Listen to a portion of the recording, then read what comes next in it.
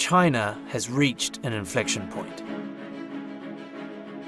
The seemingly limitless wave of cheap labour that helped propel the extraordinary boom in its economy since the early 1980s is coming to an end. The movement of peasant farmers from the Chinese countryside to the cities over the past 30 years isn't just the biggest human exodus in history. It's the biggest migration of any type of mammal. This phenomenon has created 250 cities with more than 2 million people. That's equivalent to 88 Londons. But now the migrant miracle is ending, as the country hits what's known as the Lewis turning point. That's the moment when the flow of people to the cities dries up, and the demographic and productivity dividend slows and goes into reverse. The most obvious sign this is happening is the fact average wages for migrant workers have more than doubled over the past 7 years. This suggests a mismatch between supply and demand for low-skilled workers. And this contradiction is only going to get worse. China is aging rapidly, just as migrants are returning to their villages. This doesn't just mean the demise of the economic growth model that has served the country so well until now. It also has huge implications for a global economy that relies on China to manufacture its daily essentials. But this isn't just a macroeconomic story. The effects are being felt every day by the millions of individuals who make up the wave of humanity that has fueled the Chinese economy.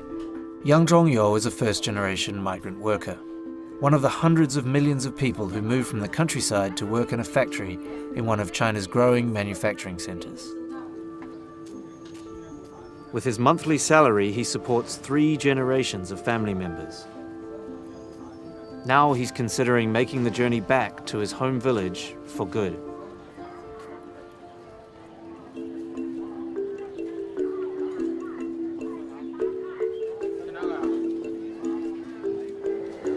我名叫杨正友，来自湖南。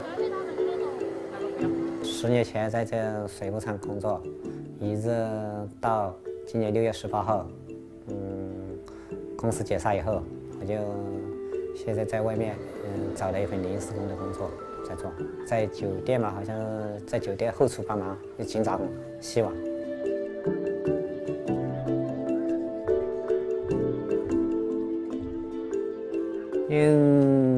工厂嘛，它是个日资企业，它是做玩具的。我们是迪士尼的下属生产厂家，我们直接向迪士尼供货的，东京迪士尼供货的。做的什么米老鼠、唐老鸭。这2年嘛，好像是，公司主要是考虑到这边生产成本升高了，工人那个工资上涨了，他们陆陆续续的就是往东南亚搬去那边啊。他最主要就是在我们这边跟我们的说法意思就是说，他公司经营不下去了，他是宣布倒闭。这里啊，就是我以前工作的地方，现在公司解散了，好像是另外一个深圳市朗能电池有限公司，现在是新搬进来的一个工厂。这里是主工厂，那边是以前的老板的宿舍。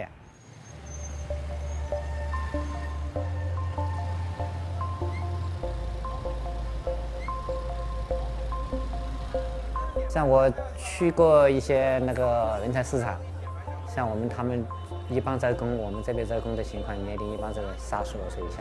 除非你要是做餐饮业或者去洗碗啊、勤杂工啊、厨房什么的啊，那些地方去帮忙，可能我60岁左右还能进厂，但是那个工资相当低，工作也比较累。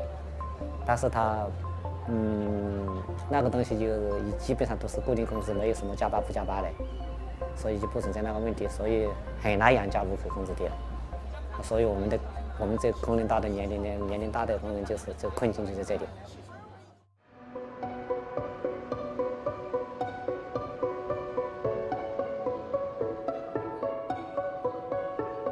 薪水要求这个怎么说呢？你要是个人的想法不一样。我们能吃饱饭，能拿一份微薄的工资，能给家里一点补贴就可以。现在就不这样，人又要享受好，又要是待遇好，又要工作轻松，这个东西，人的要求就越来越高，欲望也越来越大。水往低处流，人往高处走嘛。人的愿望，这是最自然的反应。其实，也不知道自己能做什么，就那么一点土地的话，喜欢待在家里，给那些土地根本就不够我们生活。现在是经济时代嘛，你靠很少的土地根本维持我们像我们一家人的话，没办法维持生活。家里上有老下有小，越来越多人选择回去的人多一点。回老家的话，至少家里有地的话，还可以种地啊，至少有一个去的地方。要是在这边的话，万一找不到工作的话，什么都要掏钱。万一那一天没找到工作，那就吃的都没有，喝的都没有。所以他就碰上这种尴尬的境地，他就没办法。有一部分年纪大的人实在找不到事了，就只好绝无家乡。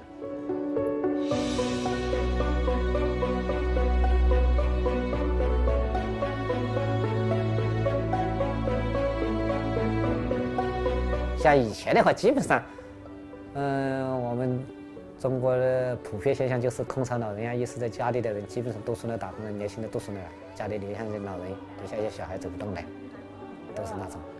但是现在好像感觉到，像我今年回去了2次，月子里年轻人还越来越多，有的基本上在家里能找一份事做的，他也在家里有的有老人照顾老人小孩呀，家里的人还越来越热闹一点。应该我们属于第一代农民工嘛。已经接近退休的年龄了，但是我们也拿不到退休金，因为公司没给我们全额买保险，所以我们就走进歧路的困境。只要回家吗？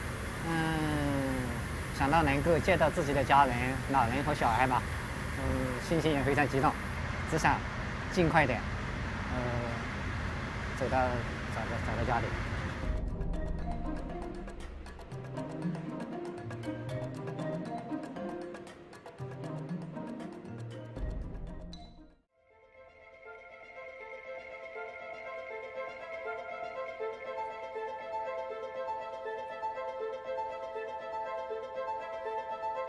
Across China, the factories that powered the country's growth for decades are being squeezed by a shortage of workers, rising wages, and falling prices.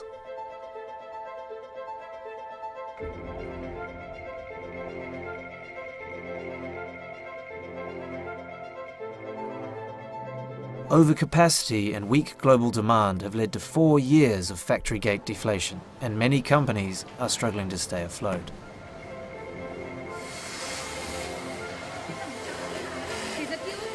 In our area, more and more factories closed down in the past. There is not much left.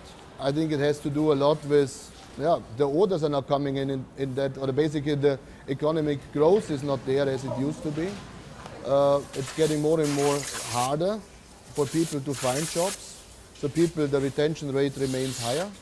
The recent economic downturn shows us very clearly that brands do have to chase the cheap needle. So they're moving towards Southeast Asia. What remains in China is the fairly complicated small volume business. With such uncertainty in China, many companies are relocating their manufacturing to places like Vietnam. But Vietnam is much poorer and at a much earlier stage in its industrialization than its giant neighbor.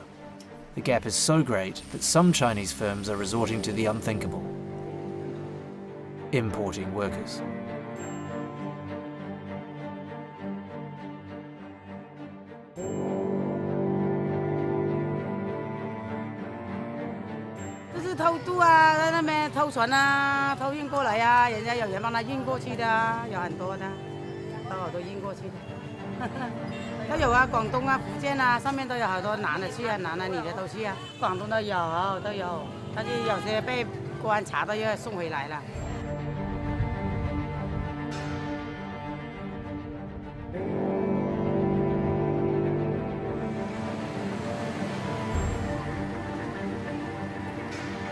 Ha Van Hoi worked in China illegally.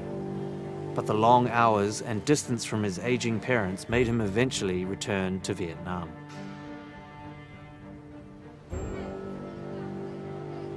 Mình tên là Huy, mình sinh năm 1988. Mình đến từ Sông Lô, Quang Yên, Vĩnh Phúc, Việt Nam. Đầu năm 2014 thì mình cũng có một số người bạn đã từng đi Trung Quốc làm. Họ cũng giới thiệu muốn lôi kéo mình sang đấy làm cùng để đạt được cái mức lương như mong muốn. Chỗ mình làm ở bên Trung Quốc thì cũng có rất là khá nhiều người Việt Nam làm ở đó. Nhưng mình biết là lý do tại sao là người Việt Nam lại thích sang bên Trung Quốc làm, bởi vì mức lương ở bên Trung Quốc là cao hơn với mức lương lao động ở Việt Nam là khoảng độ gấp đôi. Còn vào đấy thì mình làm bên may thiết bị tai nghe của máy tính. Chỉ có cái là thời gian làm thì lao động thì 12 tiếng là cũng hơi căng. Theo mình được biết là họ không phải hợp đồng nhà máy gì cả, họ chỉ đến là làm. Công việc của mình hiện nay là mình chủ yếu là kiểm tra lại những các thiết bị và đi giao hàng cho một số khách hàng thuê thiết bị ở bên mình.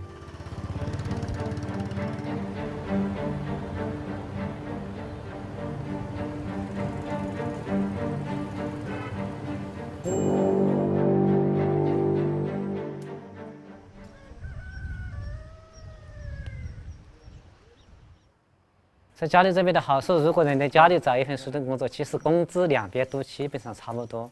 因为我们现在家里的机会越来越多的原因就是，成本太高，再一个，深圳那边它是属于高新产业，它产业升级，所以越来越多的农民工要学车返乡。他不返乡的话，他就在那里没法生存。但是他回来的不一定非得要种地，有地种的当然种地。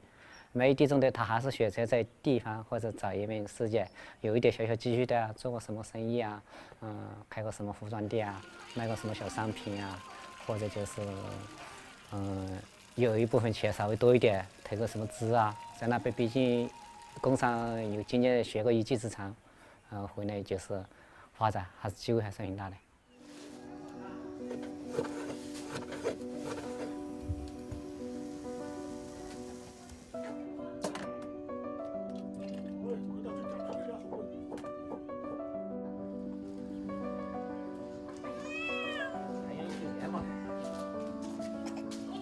现在心情很好，意思就是说有接到父亲啊和叔叔他们身体都还行，他们又健康，又看到自己的孙子、自己的女儿天真可爱，心情非常开心。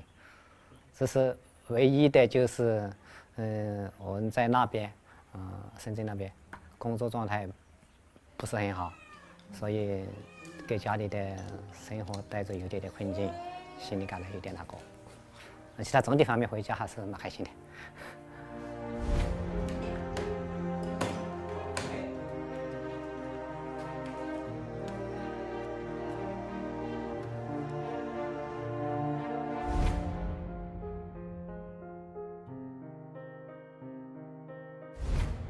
The movement of Chinese people from villages to the cities has helped produce one of the biggest wealth explosions ever seen. Other countries with large rural populations are hoping they can replicate China.